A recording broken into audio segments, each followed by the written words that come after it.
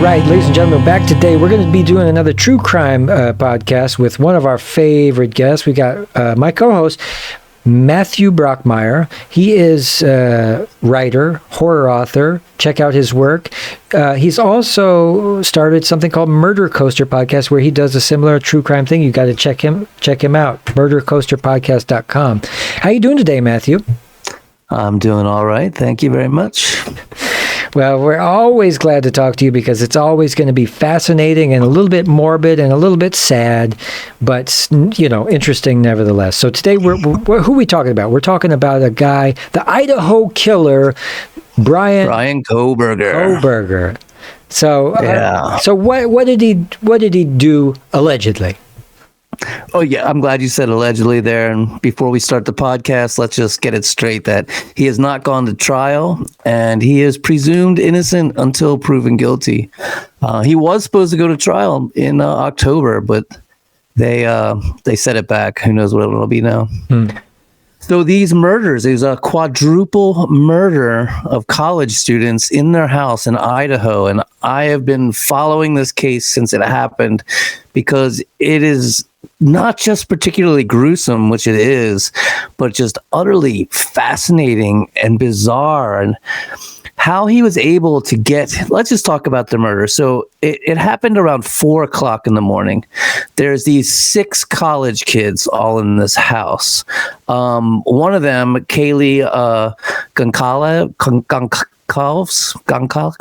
You know how to say your name? I'm not sure. Anyway, I'll just call her Kaylee. So Kaylee had lived at the house and she wasn't living there any longer, but she was staying there as a house guest with her best friend Madison. And both these girls, by the way, are blonde and, I mean, by all accounts and photographs, absolutely drop dead gorgeous. I mean, they could have been models, especially Madison. And Kaylee's graduating in December. She's just there really to show off her brand new car, which she had just gotten a couple days earlier. And they all go to the bar. And then the other victims were Xana and Ethan. And Ethan actually lived in a what do you call it? Like a college where a fraternity house. Oh, right. And he was just spending the night with his girlfriend, and they were just there by chance because a lot of times they would spend the night at his fraternity house. So Madison and Kaylee went out to the bar, and then they went to a food truck, and they came in around 2:00 in the morning, and Xana and Ethan had been there for a little while. And then Xana is up. This is really... Have you looked at the house? Have you looked at this house? I saw the outside of the house. It looks a little bit, like a motel or... Well, it's just this large, kind of looks like it's been built, like it has additions put on it, I believe. Yeah. But it's built into a hillside. It's 3 stories. So Madison is up on the very top floor with Kaylee, who's sleeping in her, like as a guest in her thing. And she's got like the whole top floor. It's real nice. There's a balcony and that covers it. But her window is completely exposed. And you can know that because the news took a lot of images of her pink cowboy boots. She had put these pink cowboy boots in the window, and they were like a symbol of her, a metaphor for her. So he could easily have been, looking in her window. The house there's something really creepy about it too, just the whole way it's built and the way it all went down.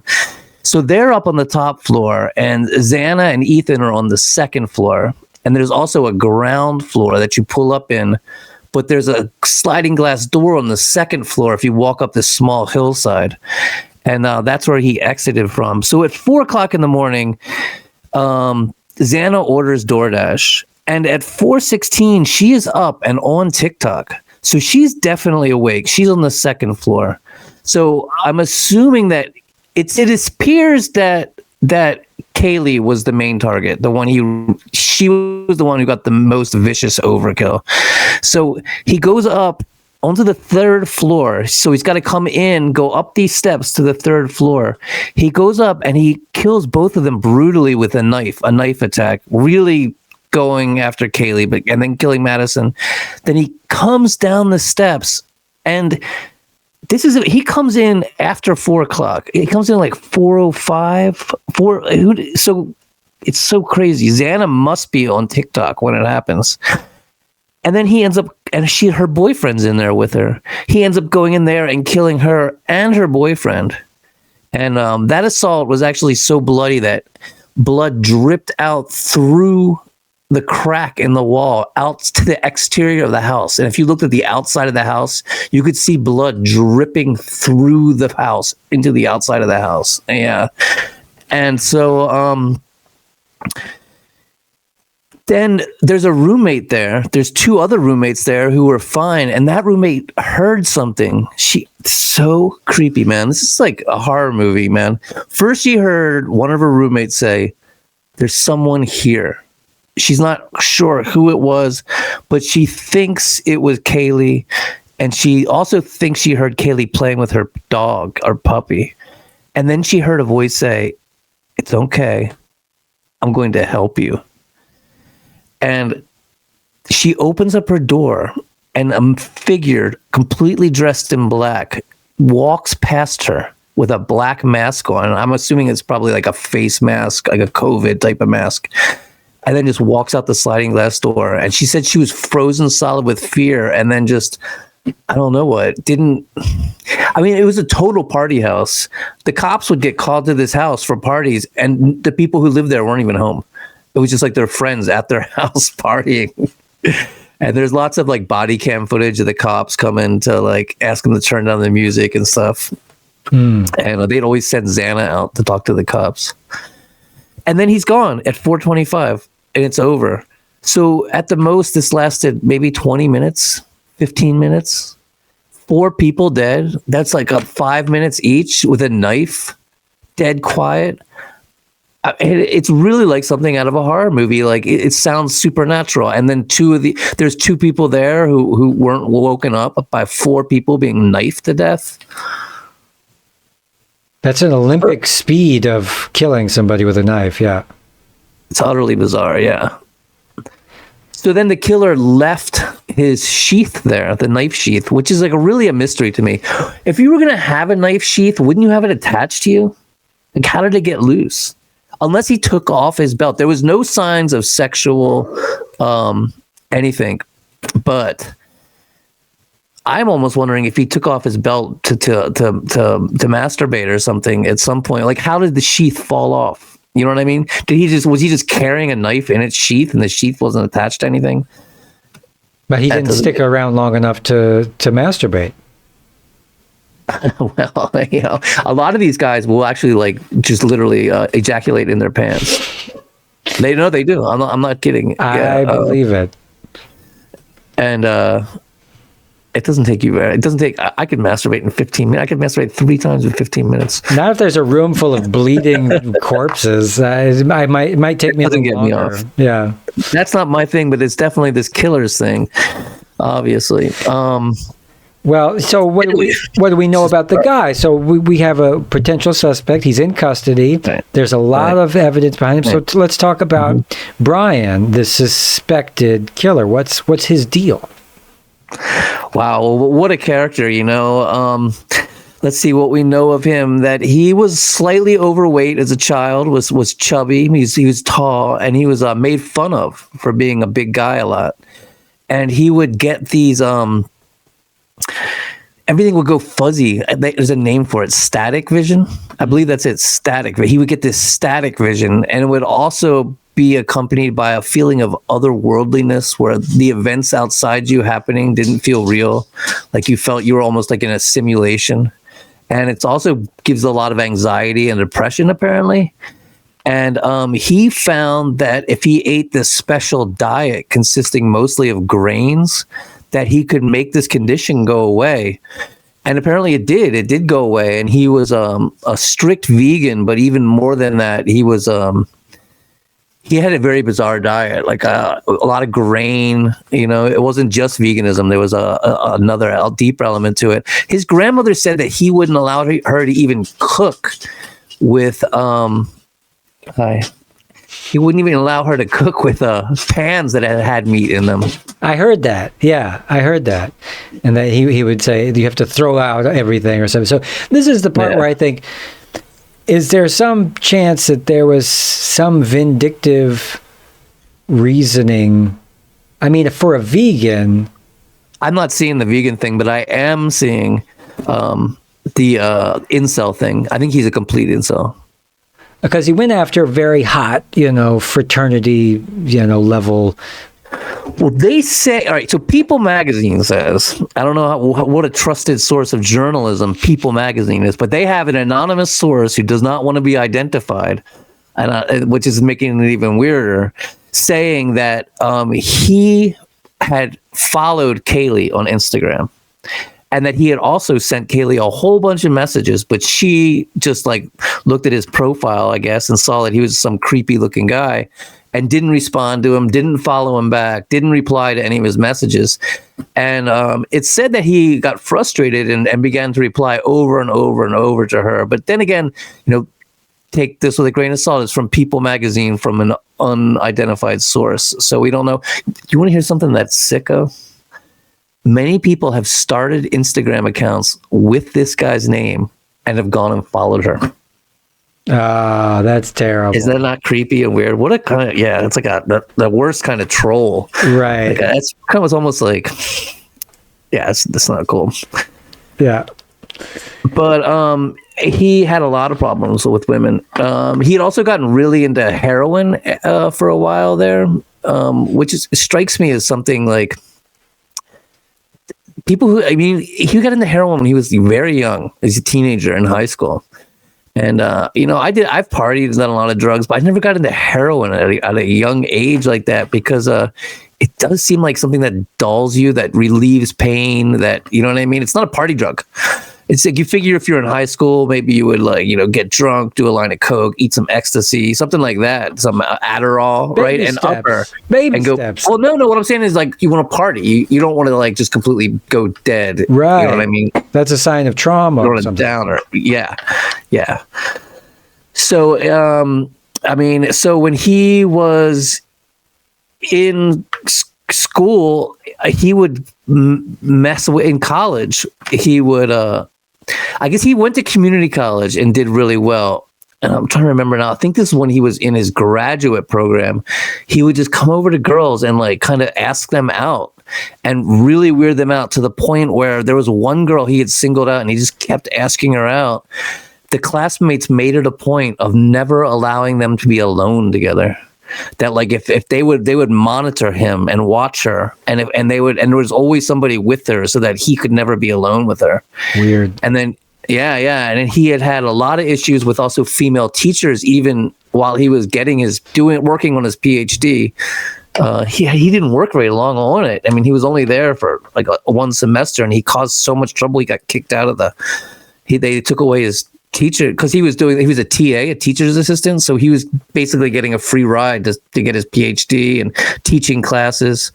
And the students said he was a total jerk when it came to he was failing them all and giving them a really hard grader, to the point where they all got together and had we're like, why are you failing all of us? And his female teachers he would be very rude to. A lot of times he just wouldn't go to their classes, and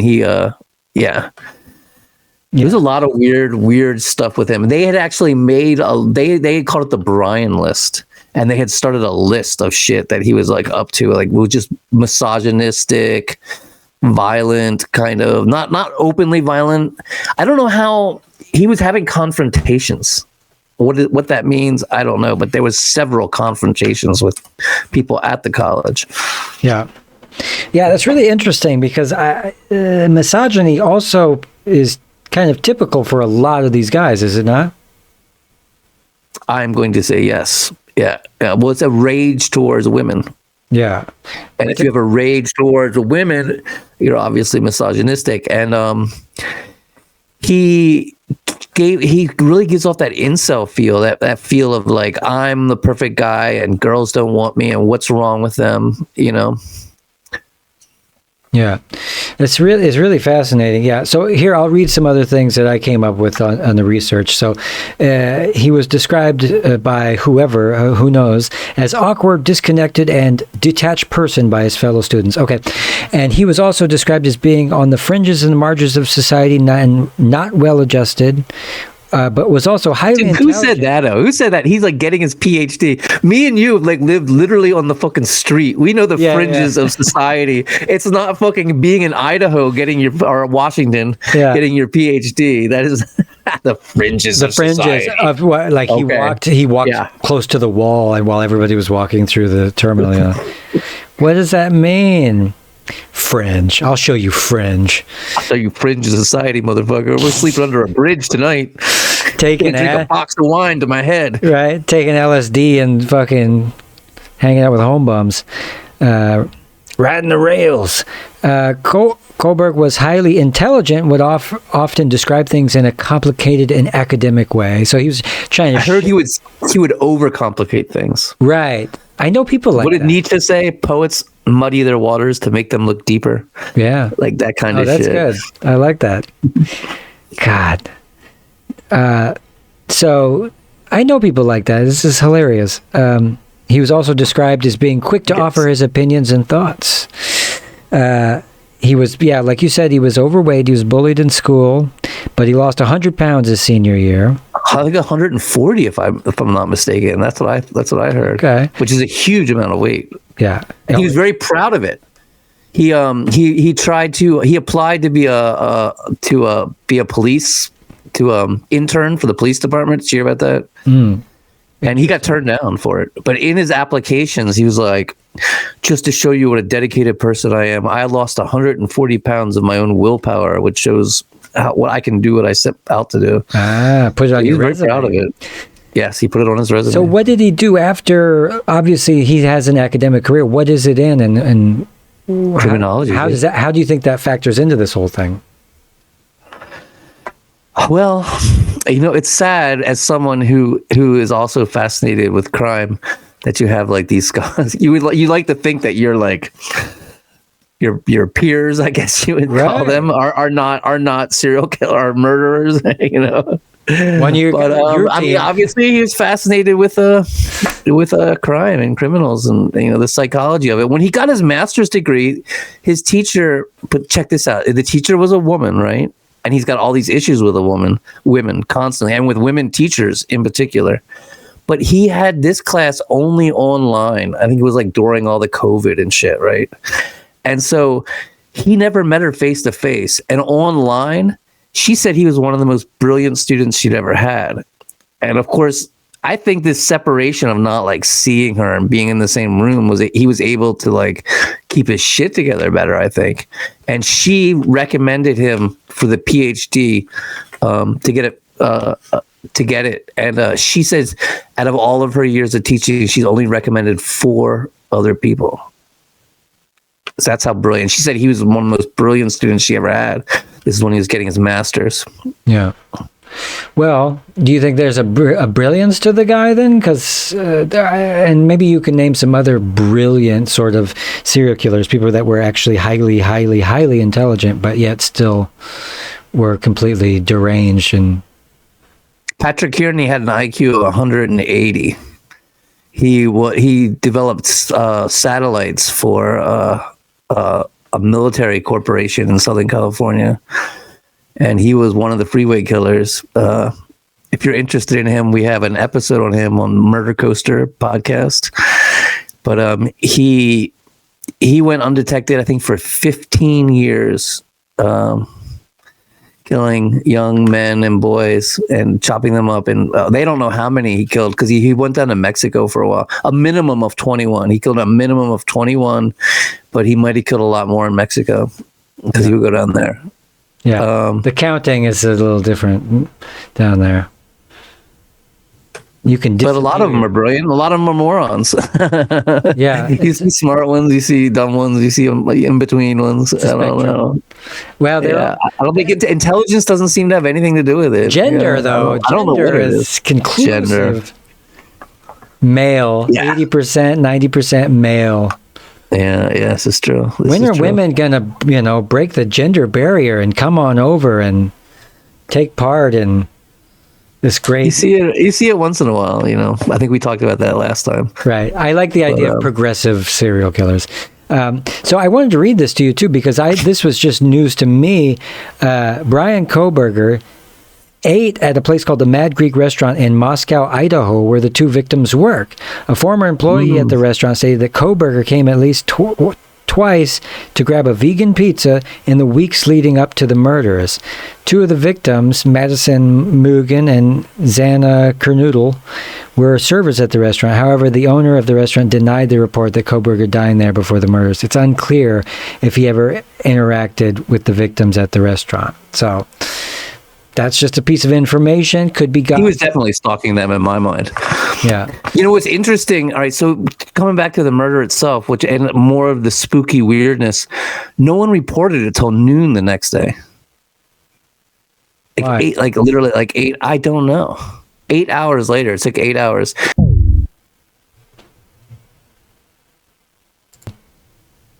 Yeah.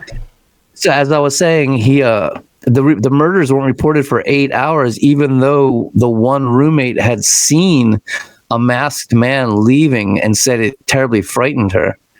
And when they did call 911, they said that they couldn't wake the person up, that they had passed out drunk and they couldn't get him up. The whole thing's weird. And those 911 calls have not been released yet. I really want to hear the 911 call because it's just spooky to me. It's just so weird. And I really want to hear about what was on his computer. But what I was going to say was he went back the next day at 9 a.m. and drove by the house. I think because he left his sheath there. I think he was looking for his sheath. And did you hear he had they believe it was him. He had like a whole bunch of accounts on Reddit and stuff. And on one of them, he was saying, they say that it was a fixed blade knife. So I think that the killer probably left the sheath there and they must have the sheath.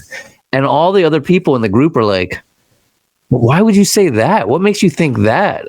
Which is really wild. Interesting. And do we know that those were his accounts?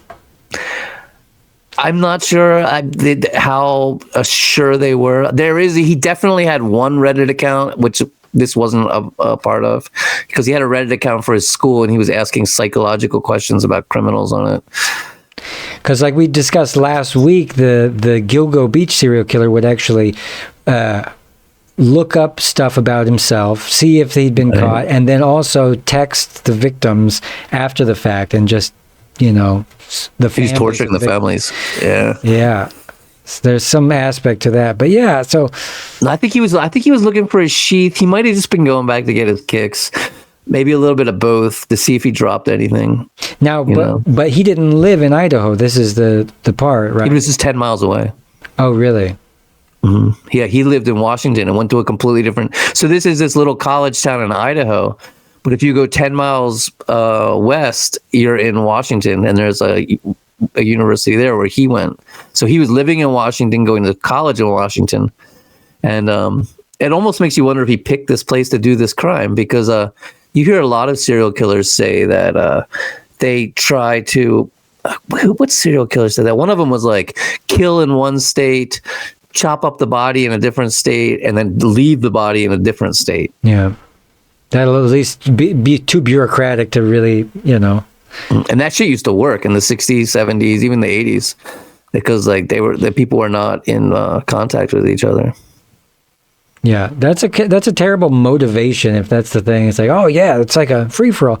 God, I'd rather be a rich asshole than a serial killer. I don't want to be either, but you're good just being an asshole. Yeah, can I just be a poor asshole?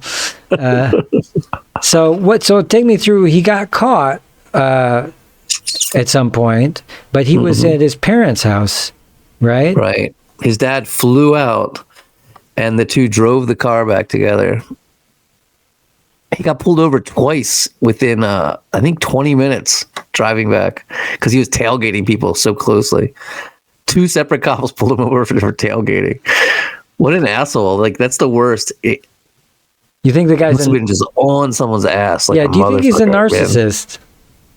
Absolutely. I mean, I'm not a psychologist, and even if I was, you're not supposed to make psychological assessments of people that you haven't met and personally interviewed. Right. But I'm neither a psychologist, and I've never met this guy. I'm just some fucking true crime dude. So I'll throw it out there and say I 100% think that he is a narcissist. He was like, he was obsessed with himself. He thought he was all everything. I mean, you almost have to be a narcissist to take a life like that because you're not thinking of anybody else but yourself. Yeah. You don't have to know a person. You can hear about what they did and then say, this sounds very familiar. It sounds like you're an asshole. Yeah. So what's the current thing that's going on? Is it? He's saying that he has an alibi. Okay. And he also accused the cops of planting the DNA, which I find completely laughable. Like, how would they didn't even know who this guy was. You know what I mean? Like, how are they going to get his DNA and go and plant it on the murder weapon? You know what I mean? It's not like O.J. Simpson or somebody that's like, they know him. He's famous. This guy was just they didn't know who the fuck he was. You know what I mean? How are they just going to find some random dude and plant his DNA on the fucking knife sheath? Here's another one. He bought the damn knife and the sheath. They've got the receipt. He bought it on Amazon. Yeah. Criminal mastermind. Well, what would you do? You got to go to the secondhand store and pay cash for like a secondhand knife, and you seem a little too well knowledge in this. I'm just a criminologist, man. I'm not, I'm studying the bad guys to beat the bad guys. I'm not a bad guy. Wink.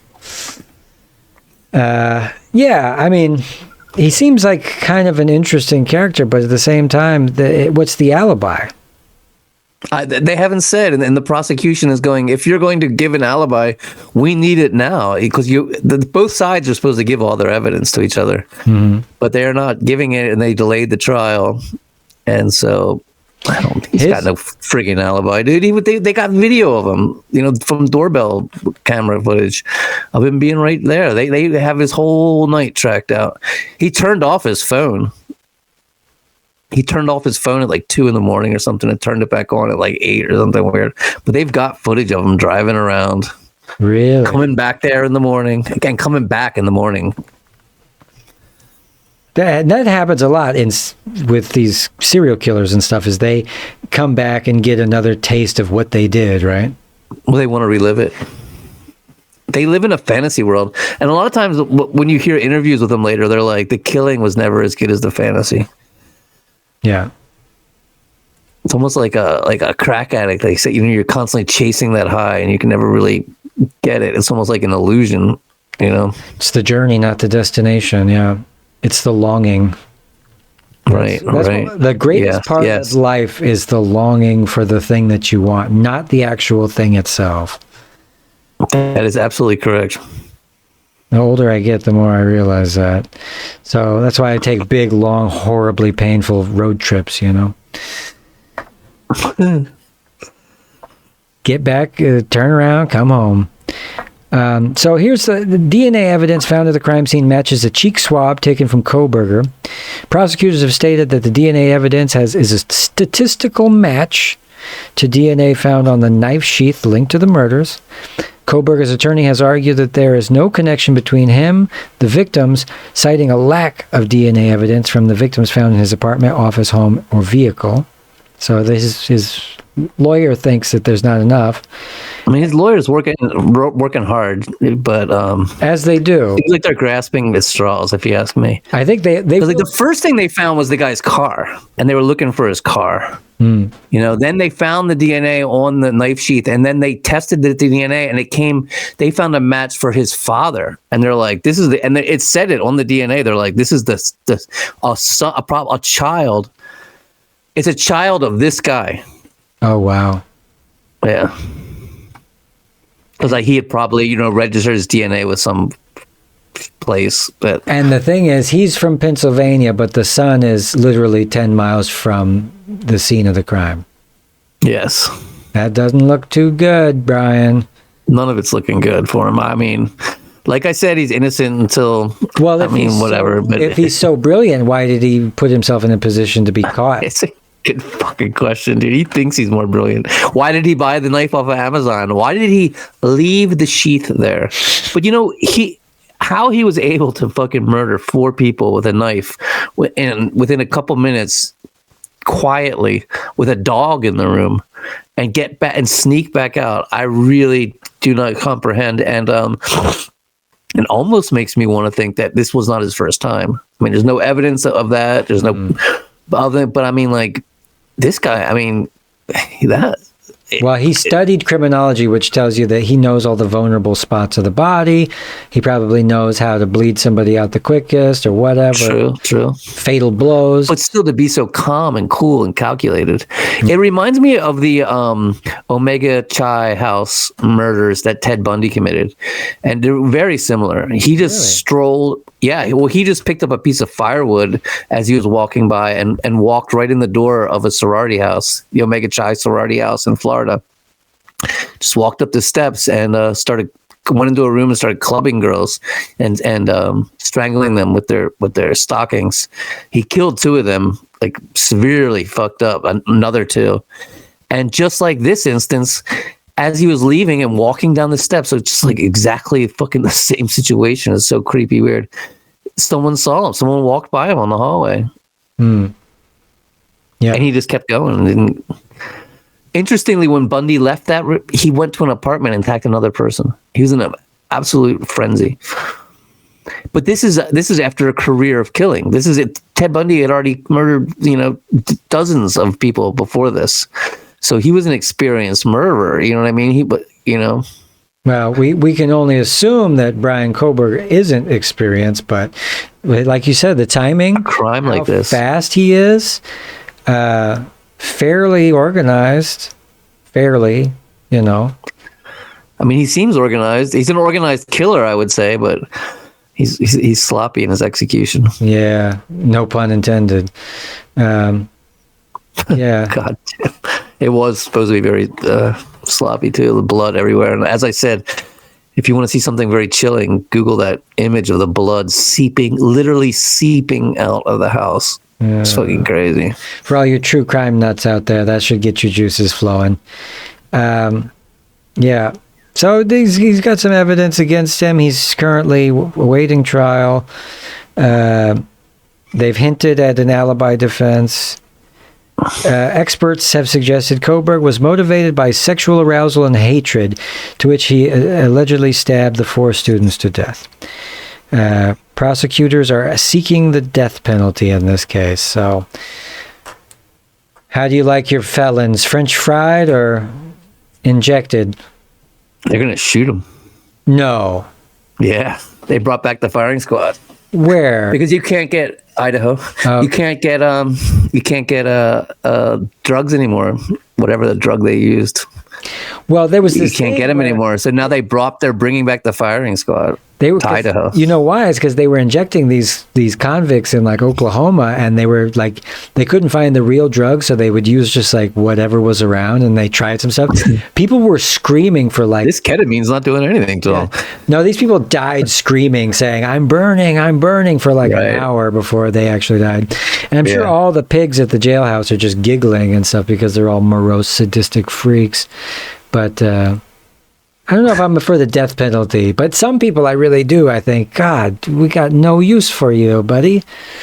You can't be going around chopping people's feet off and masturbating on them and stuff. We can't have people like that running around free and open. Well, I don't think people like that should be free, but I don't believe in the death penalty. But I can understand family members and people that do, because I can't imagine having a family member murdered like that. I would want them dead too. I mean, I would almost I can understand vigilante justice when it comes to that. Yeah. But as far as society, it's expensive, and there's also a lot of innocent people that have been put to death. That's true. And a lot of innocent people on death row. Yeah. I think you're a fucking banana republic if you have the death penalties, because at any time the government can turn corrupt and then do a massive purge saying, well, no, they were all criminals. Right. They were all terrorists. We had to kill them. No, they were. They say a society is judged by how it treats its criminals. Yeah, it should be. It should be. And it varies from country to country, but It's actually cheaper just to leave them in prison and let them rot. yeah, make them work. That's what they usually do nowadays. But I would rather, let them lock them in a cage if they're that horrible, right? But yeah. I mean, are we trying to protect society? Are we trying to reform? Are we trying to punish? Well, Crime and punishment. And this reminds me of a Dostoevsky story. This reminds me of Raskolnikov. This intellectual murderer, thinking he's a smarty pants. Do you think he came back to his criminology class and was like, you think you're so smart? I just murdered 4 fucking people. Yeah. Isn't that the whole thing of Dexter, the show that was about the... I was never into that show. That show's about a psychopath who becomes a forensic scientist. I think I've seen a couple episodes. I haven't seen it. I've some friends who read the books. It just seems silly to me. I don't know. It's like, oh, look at the cute, likable psychopath. Isn't he sweet? He's handsome too. Oh yeah. And you're like, no, dude, that's not. Fuck that. These people are monsters. Glorifying. They're fucking monsters. Yeah, it is. It's glorifying it. I'm not into that. We're not. They're awful. I mean, I love studying it, and they fascinate me to no end. But let's not pretend that they're fucking assholes, and they're selfish, broken shells of people that only care about themselves. So, what does your fascination come from? Do you think there's this amazement, or that some people could be so off the rails in this direction that it's like watching a car wreck, you can't turn away? Right. Or? Yeah, all of that. Well, as I like to consider myself intellectual human being who likes to study psychology, and the psychology of crime and deviant behavior is very fascinating. And then as someone who loves horror, this is real horror. This is real life monsters, fuck werewolves, fuck vampires. This is real. 4 beautiful college students murdered within 15 minutes in the middle of the night. I mean, that's more intense than any horror story you could ever think up. And there is a thrill ride to it. It does get the heart pumping and the blood flowing to think about it. And there are also cautionary tales. I mean, you look at the original, say Grimm's fairy tales. These were stories that were meant to warn, to caution, So there's a lot going on with my love of true crime. Yeah, a lot of different aspects, a lot of different elements. And my dad gave it to me. My dad was a true crime fanatic. I feel the same way. I got started early. Crime and punishment books, serial killers, Albert Fish. We got mafia hits, all kinds of really bloody gore. I went through the library and just found the most gory shit I could find, and it's fascinating. It's really fascinating. And the reason why I stay home so often is because I know the depths and depravity that humanity can reach. And so I go, you know what? Murphy's Law. Anything that can go wrong will go wrong. If I'm in public, who knows? I just try to stay out of the way of the world's most dangerous animal, human beings. But yeah. Luckily, serial killers are very, very rare. That's good. Let's keep it that way. And rarer as every day goes by. All right. Well, look, Kohberger is going to be on trial. He's delayed the speedy trial. Further proceedings are going to happen. It's unclear when the trial will begin, but it appears that it won't happen anytime soon. And like I said, he'll face the death penalty if he's convicted. That's that. That's our half-hour true crime for the week. What do you want to give some shout-outs before we go, Maddie? Well, like I said, Murder Coaster Podcast. We do hour-plus deep dives every Wednesday. Check it out anywhere you get podcasts, Spotify, Apple, Amazon, wherever. Or go to our website, www.murdercoasterpodcast.com. I have a lovely co-host, Krista Carmen, and I keep saying it's a lot of fun. It is a lot of fun, but true crime is it's weird saying it's fun, isn't it? It's fun.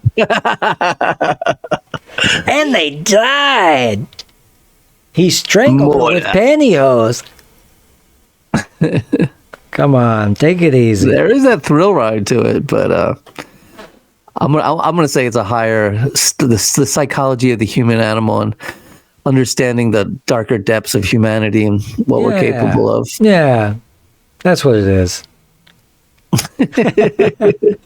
Morbid curiosity killed the cat. Yeah. Morbid curiosity. All right. Well, let's sign off to all these fine people. Thanks for coming, people. Tune in next week. We're going to be doing somebody else, I'm sure. Somebody really horrible, and it's going to be great. Let us know in the comments who you want us to do. Yeah, we'll do your mom, whatever you want us to do. All right. Take care, everybody. Bye. Thanks so much for having me, Chris. Bye. Bye.